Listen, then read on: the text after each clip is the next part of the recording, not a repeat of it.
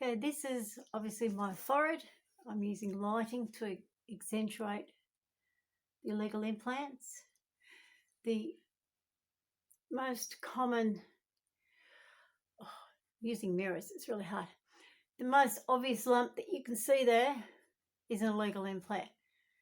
This one here, that's an illegal implant under there. So it's still there. When it's flat, you'll see the pen jumps over it. This is just the back of a, where's the mirror? There's just the back of a regular pen. It's just got a flat end on the end, like a letter opener end. So that's an illegal implant there. Now, you can't see as well in this light, but there's what, to all intent and purposes, looks like H-spot.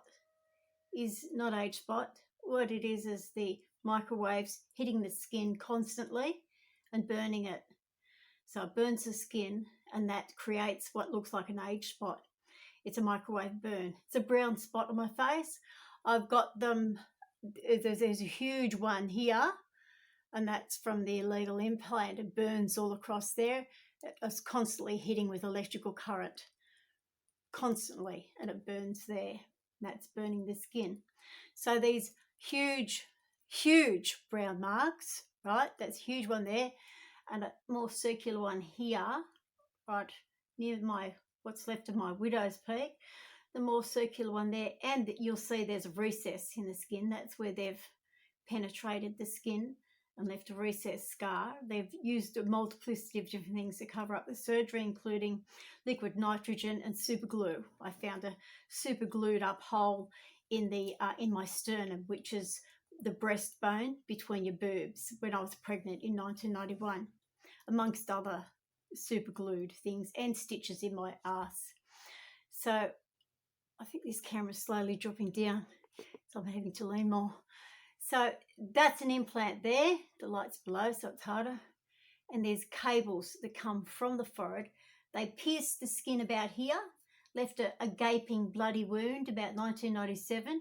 They just kept weeping. Apparently they couldn't close that properly because of the hair, but there was a bloody wound that was weeping there, and I can feel the electrical sparks there just about all the time, and you can feel something under the skin. There's another one up the back, so I presume there's a cable that goes from the front to back. So there's this constant tapping there. It's like I'm being flicked with something, a constant flick there, and it causes an electrical disturbance down into my eyes. It's not a nothingness, right? This is constant torture. It's just that I'm a very determined person, and I will not let them beat me. So down here, I believe there's two, or at least starts out as one and it peters out as two as it goes down. But you can feel the heart, if I can get this right, you can feel the heart. I can feel it with my finger better. It's right there. The cable comes down there, and I'll see if I can show it to you in the thing. You'll see it bump over. That's where it is there. See if I can get it to bump over. There it is, bumping over. That's the hard cable there. And it's apart from sparking, it itches like fucking hell. I'm allergic to it. So it causes an incredible amount of itch as well. So it burns, it's hot to me, it burns, it microwave burns, electrical current, and it's tapping constantly, and it's itching like fucking hell, right? So it's not nothing. It's constant torture. And this is obviously in my forehead. That goes down to my eyes. I feel the sparks across my eyes. That's why I've got no eyebrows left. It's burnt all my eyebrows off, and my eyelashes have stopped growing. They just are stubbles. They will not grow. They won't grow any further than they are now. They've just stopped. They won't fall out and they won't grow, which leads me to believe they might be artificial eyelashes, because I trimmed them and they didn't grow. I believe they weren't growing, so I trimmed them and they just remain stubbles. They haven't grown. So I believe I might have eyelash implants. I don't know. That's all I can say. I just know what I feel. So I have sparks across here, no hair on my eyebrows anymore, no eyelashes, and it sparks down under my eyes because there's a cable that you can see more, the cable there, you can see the bulge of the cable in this light. There's a cable that runs over there. You can feel it under the skin, and that cable seems to run along the bone line across there, where you can see the extra pudginess.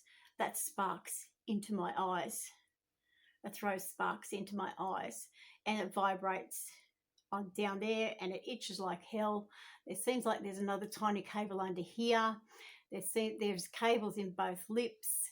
There's cables on the chin here, and they all spark and they all vibrate, and they're all painfully fucking annoying.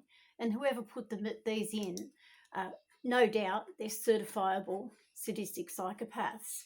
They should be in prison. They shouldn't be allowed to be left at large. And our medical doctors in Australia are supporting this surgical rape and this physical torture. Why?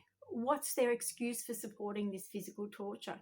What is Australian medical practitioners' excuse for supporting this physical torture? Alison Barbara Jane Cole might like to answer that particular question, because she's the one who signed the forged medical certificate to have my driver's licence cancelled in 2018 because I complained to police about having illegal implants in my face.